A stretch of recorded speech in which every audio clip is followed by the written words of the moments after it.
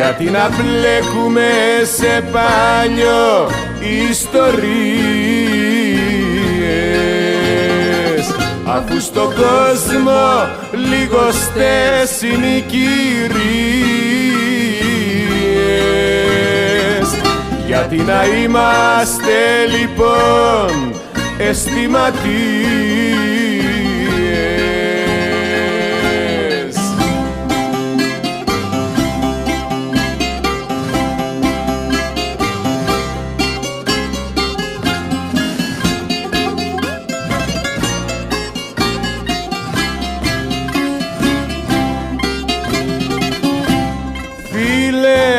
Δεν είμαστε άτυχοι κι αν όλα δεν μου τα πες.